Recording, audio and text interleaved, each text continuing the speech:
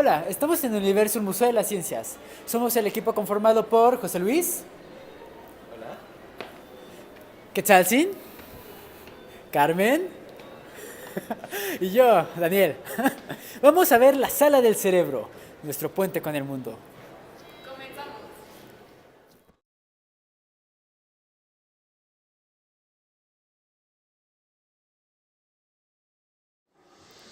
El cerebro, nuestro puente con el mundo.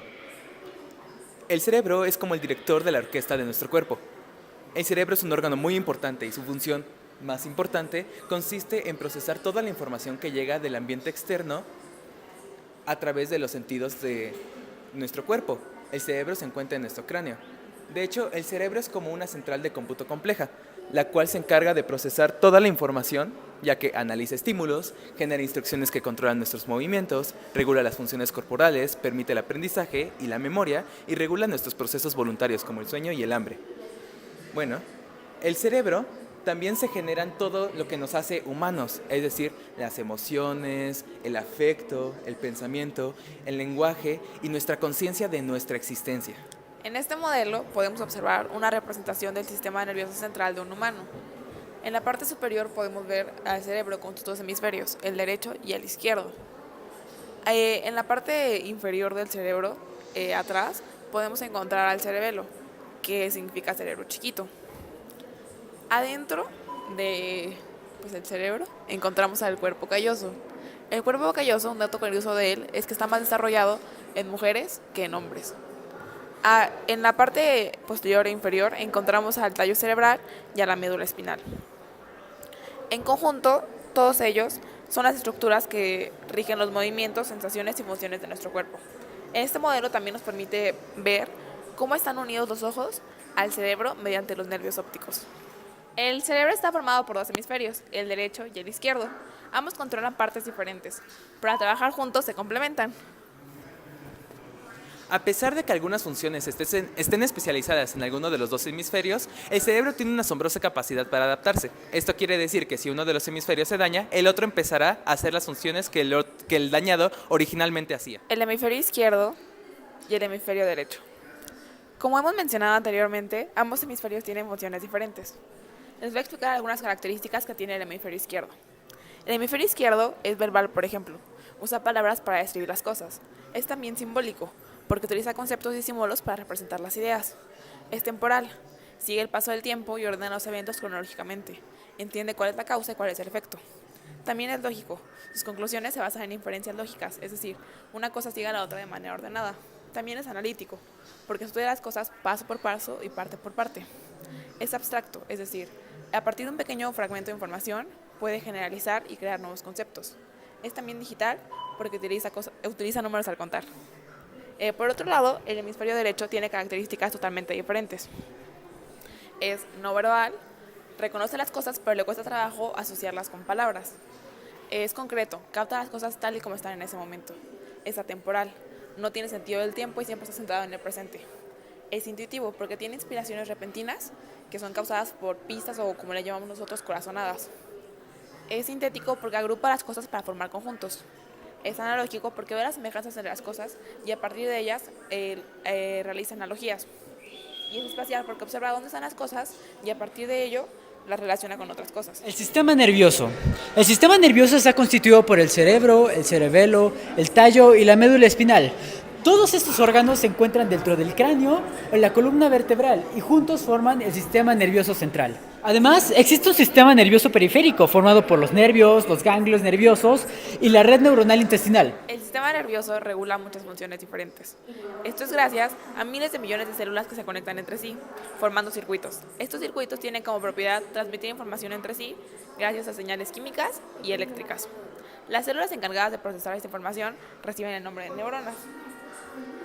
Bueno, las neuronas no son el único tipo de células en el sistema nervioso. También tenemos a las células gliales, que son muy importantes porque tienen la función de protección, sostén y nutrición de la neurona. La neurona. El sistema nervioso central está compuesto por miles de millones de células nerviosas llamadas neuronas. Aquí podemos ver un esquema de las neuronas que tiene forma como de estrellas si nos fijamos bien. La bola verde que vemos en el centro recibe el nombre de soma o cuerpo somático. se ramifica en estas ramitas que reciben el nombre de dendritas. Esta ramificación, que es diferente a todas las demás, es muy importante porque a través de ella se transmite el impulso eléctrico y esta se llama axón. Como vemos, está como cubierta por cilindros que están representados de color amarillo y estos son las vainas de mielina. La mielina es una envoltura que actúa como aislante electroquímico y divide el axón en nodos. Aquí podemos apreciar las vainas de mielina y la parte central, la que sería como una vainita verde, son los nodos de Rambier, los cuales no tienen mielina. La información se transmite de nodo a nodo saltando. De esta forma se transmite más rápido a comparación de que se transmitiera de forma recta. Siguiendo con el tema de las neuronas, les voy a explicar sobre las clasificaciones o los tipos de neuronas que hay. Si clasificamos a las neuronas por su estructura, tenemos 3 tipos. Las primeras son las unipolares, que son estas, que tienen el axón y las dendritas fundidas, o sea, todo es en uno. Después tenemos las dipolares, que tienen una dendrita y un axón. Y por último, tenemos las multipolares, que tienen un axón y muchas dendritas. Atendiendo a la clasificación por la función, las neuronas se pueden clasificar en neuronas sensoriales, motoras e interneuronas. Las neuronas sensoriales se encargan de cosas como la visión y el tacto. Las motoneuronas se encargan de la contracción de las fibras musculares o la secreción glandular. Y por último, las interneuronas se encargan de la coordinación. Se le llama sinapsis a la conexión que permite transmitir los impulsos nerviosos. Existen diversos tipos de sinapsis. Aquí podemos apreciar las sinapsis axodendríticas, las que se producen entre el axón de una neurona y la dendrita. También tenemos las sinapsis axosomáticas, las que se realizan entre el axón y el soma de una neurona. Y a pesar de que es muy poco común, también podemos encontrar las sinapsis axosónicas, la que tiene lugar entre axones de 2 neuronas. Esta bolita café que vemos por allá recibe el nombre de célula glial. Cerca del 90% de nuestro sistema nervioso central está formado por este tipo de células que reciben el nombre, como ya dije, de células gliales o también de neuroglias. A pesar de la numerosa extensión que tienen estas células, ocupan apenas la mitad del volumen del sistema nervioso porque no se ramifican tanto como las neuronas. Además, no son tan famosas como las neuronas, sin embargo, la función que cumplen es extremadamente vital. Mi compañero Daniel les dará una explicación más amplia sobre esto. Células gliales. Las células gliales son aquellas que se encargan del aislamiento, el soporte, la protección y la nutrición de las neuronas. Las células gliales se dividen en 3, los astrocitos, que proporcionan un soporte físico y ayudan a la nutrición, además de ayudar a asimilar desechos de neuronas muertas. Tenemos a los oligodendrocitos, los cuales se encargan de formar mielina sobre los axones. Y tenemos a la microglia, la cual se encarga de digerir partes de las neuronas muertas. El lenguaje del cerebro. Para procesar la información que nos llega de nuestro medio, nuestro cerebro emplea un lenguaje propio. Este lenguaje propio tiene sus propias palabras, que son los impulsos nerviosos, los cuales son generados por las neuronas. Sin embargo, aquí podemos encontrar una discrepancia en nuestro texto, ya que dice que las dendritas son las que hablan, pero esto no es así, es al revés. Lo que habla es el axón y la que recibe el mensaje son las dendritas. Aunque estén muy cerca, las neuronas nunca se tocan, pero liberan mensajeros químicos llamados neurotransmisores. La evolución del sistema nervioso. A lo largo de la escala evolutiva encontramos distintos sistemas nerviosos. Hay aquellos tan simples como una malla de neuronas y hay otros más complejos, como los que poseen los vertebrados, quienes tienen un órgano central llamado cerebro. El cerebro controla las funciones más complejas de todas. Y debido a que los humanos somos vertebrados, el cerebro de muchos animales se parece. Claro que los humanos tienen una corteza cerebral mayor, lo cual nos permite desarrollar un lenguaje y una conciencia más profunda. La evolución del cerebro. A lo largo de miles de años el cerebro ha cambiado de una gran forma. Al inicio solamente eran esas escasas neuronas. Estas neuronas después se agruparon para crear ganglios.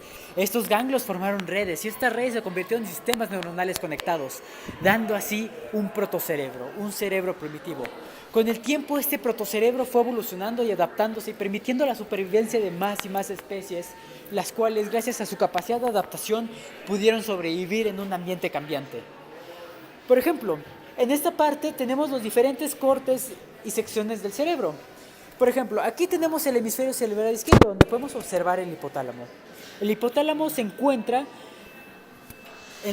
se encarga del control de funciones como el sueño, la alimentación, la reproducción y el control de la temperatura corporal. También tenemos los núcleos basales, los cuales se encargan de las funciones de sobrevivencia como la agresividad, la reproducción, la protección territorial y el cuidado de los hijos.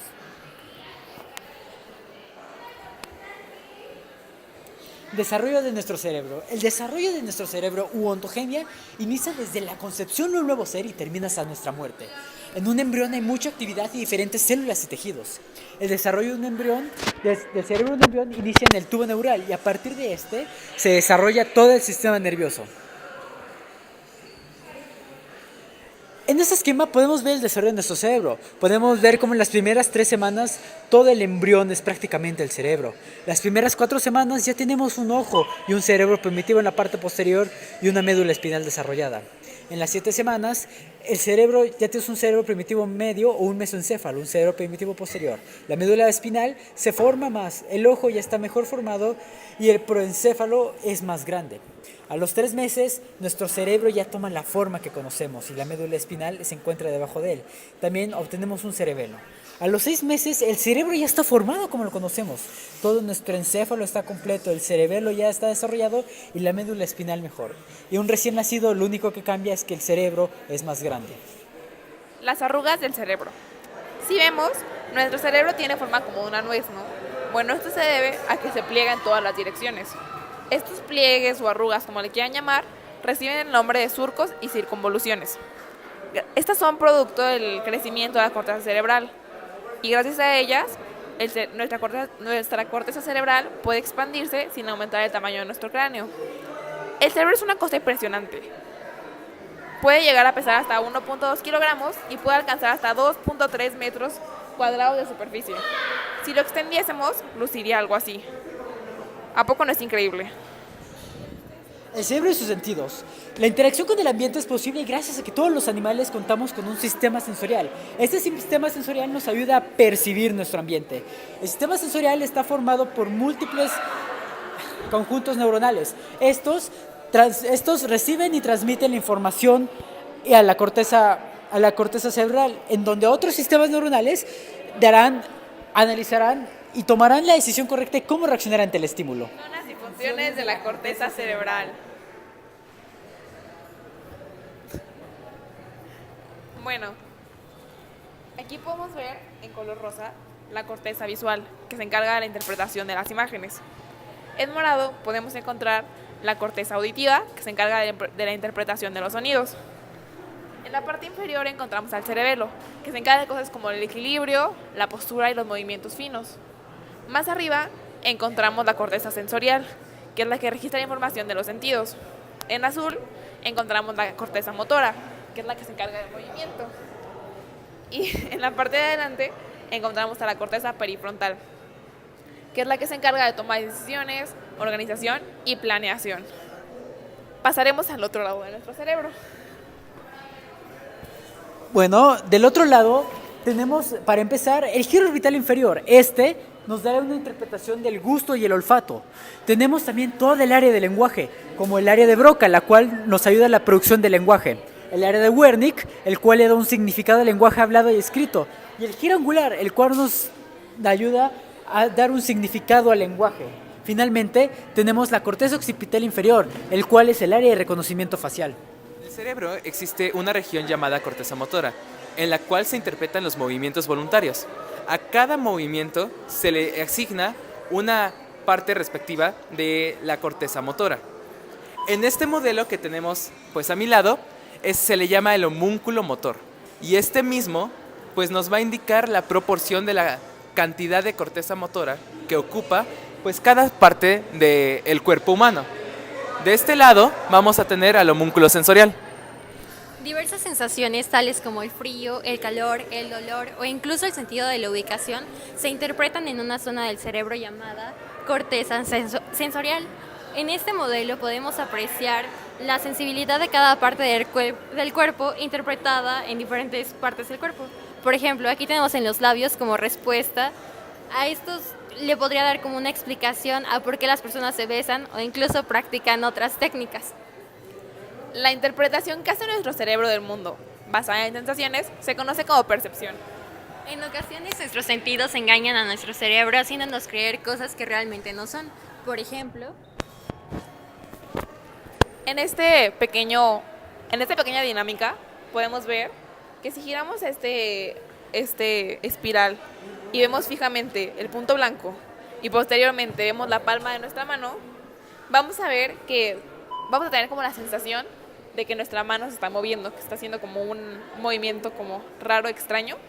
Y esto se debe a que como estamos como tan concentrados en este punto, cuando cambiamos de imagen a la de nuestra palma, a la de nuestra mano, o sea, a la de nuestra palma, el cerebro tarda en reaccionar e interpone las imágenes. Esto causa que nosotros pensemos que se está moviendo la mano, cuando en realidad solamente estamos como retrasados pensando en la imagen anterior. la mayoría de esas trampas se llevan a cabo debido a la falta de información. Aquí podemos ver otras trampas cerebrales. Aquí, por ejemplo, si lo vemos a simple vista, podría parecer que esta línea es más grande que esta línea, pero en realidad son iguales. La única diferencia es que los picos de esta están apuntando para acá y los de esta están apuntando para acá. En este caso sucede algo muy similar. Tenemos dos círculos de exactamente el mismo tamaño, pero debido a que este está rodeado por círculos más pequeños y este por círculos más grandes, da la impresión de que este fuera más grande cuando en realidad no lo es. Otro ejemplo claro de ello es esta muñeca. Por ejemplo, al verlo por primera vez puede que veamos que gira hacia una dirección y al distraernos en un momento determinado vemos que gira hacia la otra.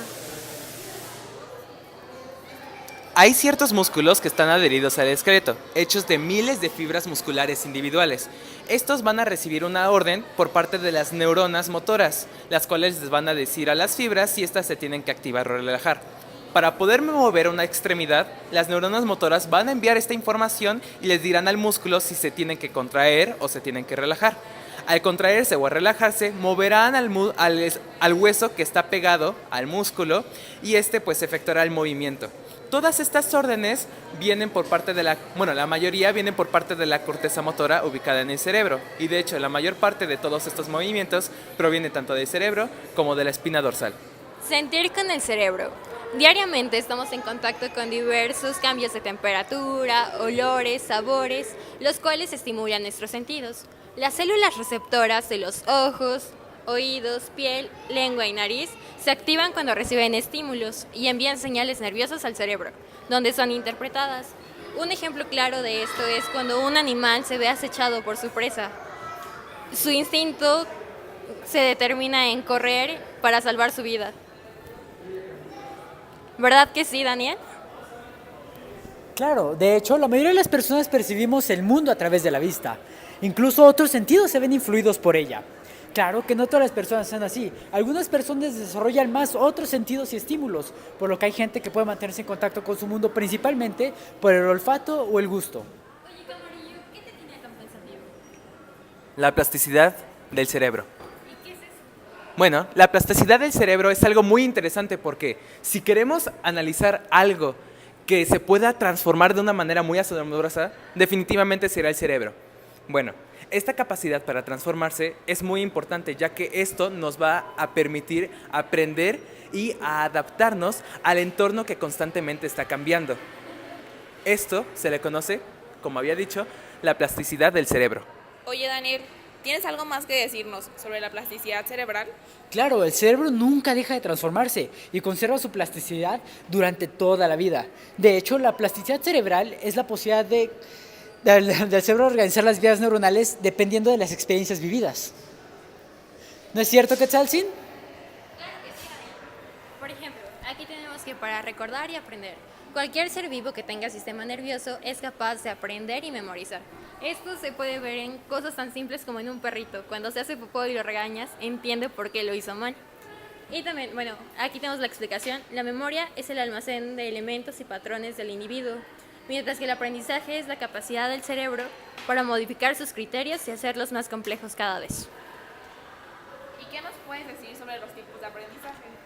Bueno, esto se determina a través de distintas formas. Cada persona es distinta. Por ejemplo, hay algunos que son kinestésicos, los cuales tienen que hacer las cosas para aprenderlos de una forma más sencilla, mientras que están los visuales, que requieren de imágenes, gráficas y todo ese tipo de situaciones para aprender de forma más fácil. Y por último tenemos a los auditivos, que son aquellas personas que requieren escuchar las cosas para retenerlas más fácilmente.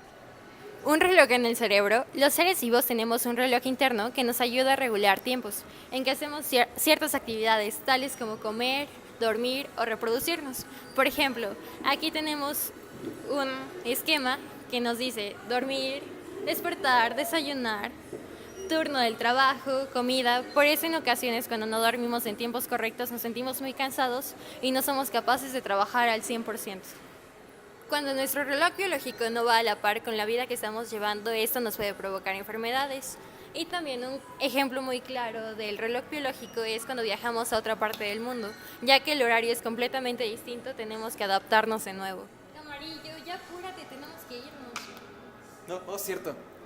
Bueno, de hecho, algo importante que tenemos que decir es que la percepción y la medición de tiempo son completamente distintas. Si tú mides cuánto te tarda un reloj en hacer de un tic a un tac, se tardaría solamente un segundo o un minuto, dependiendo de lo que estemos midiendo. Pero la percepción que nosotros tenemos es completamente diferente. De hecho, nosotros vamos a percibir que el tiempo pasa más lento cuando estamos aburridos, o de la forma contraria, cuando estamos distraídos o relajados, percibiremos el tiempo que pasa más rápido. Daniel, ¿qué estás haciendo? Estoy pensando, ¿sabes? Los pensamientos son una simple capacidad mental que nos permite ordenar, dar sentido e interpretar todo lo que vivimos, toda la información que obtenemos y que tenemos en el cerebro. Nos permite combinar esa información que obtenemos mediante percepción y que razonamos. Y eventualmente los pensamientos nos ayudan a formar una decisión. Claro, estas decisiones se basan en experiencias propias y nosotros siempre buscaremos, con base en las experiencias, que nos tome menos trabajo realizar una acción. El pensamiento también nos permite entender el lenguaje hablado y escrito y producir nuevas ideas. Y asimismo, el pensamiento se basa prácticamente en experiencias. El cerebro es emoción. La emoción es un estado afectivo que puede variar de intensidad. Cada emoción va a provocar un cambio muy particular en nuestro funcionamiento interno.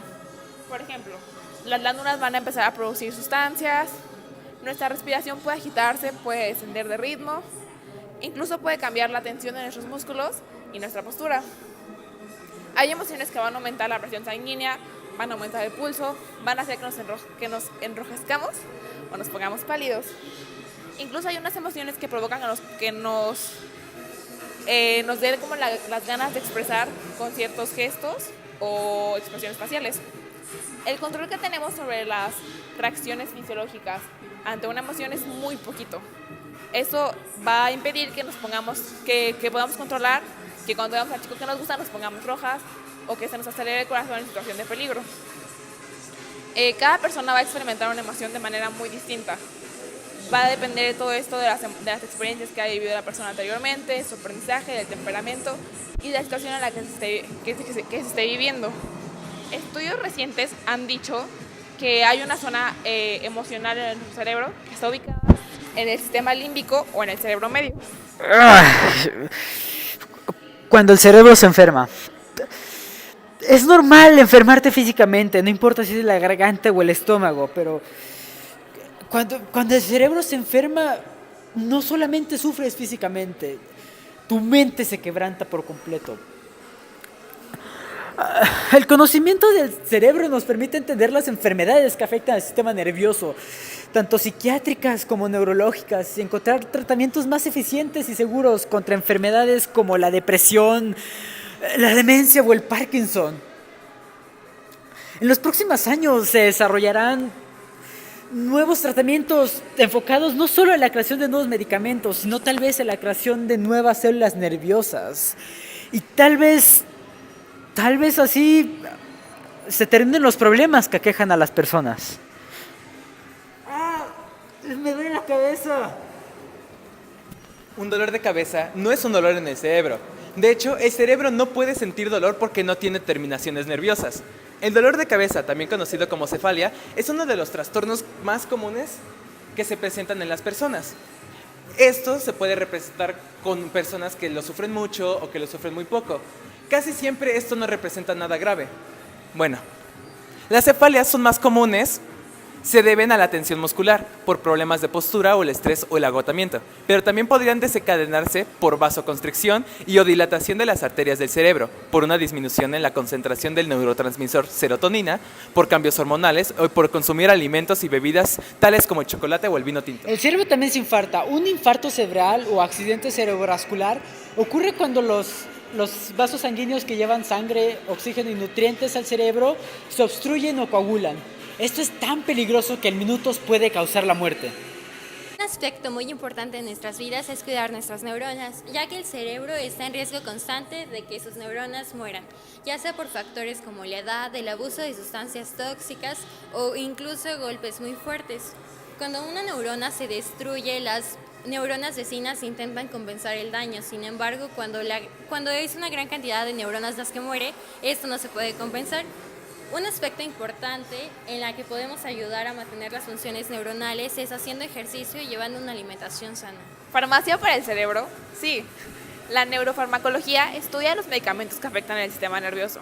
Entre su campo encontramos a los psicotrópicos, por ejemplo, los anestésicos, los analgésicos, los narcóticos, entre muchos otros.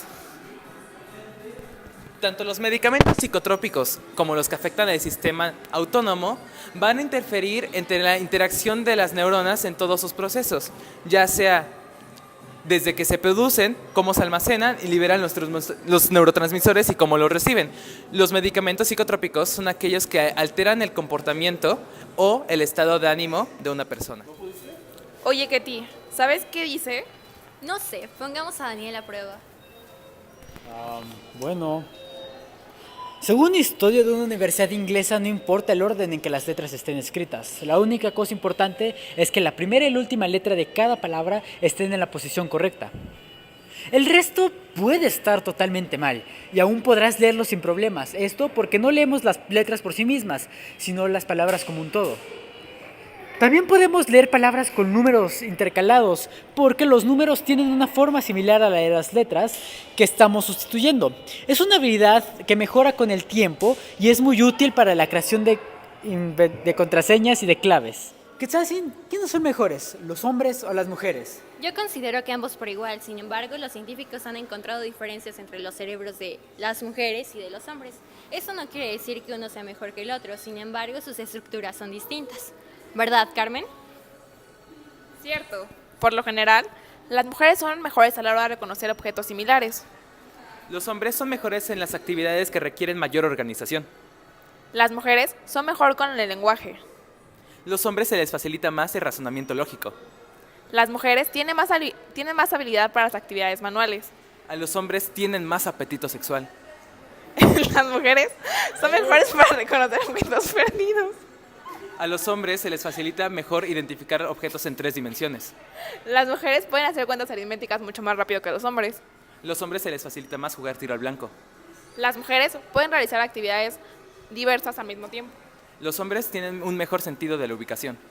Y las mujeres, por último, son más dadas a reconocer las emociones en otras personas. Debate. Los hombres, sin embargo, también tienen una mejor capacidad de identificar objetos singulares en una imagen compleja. Creo que es un empate.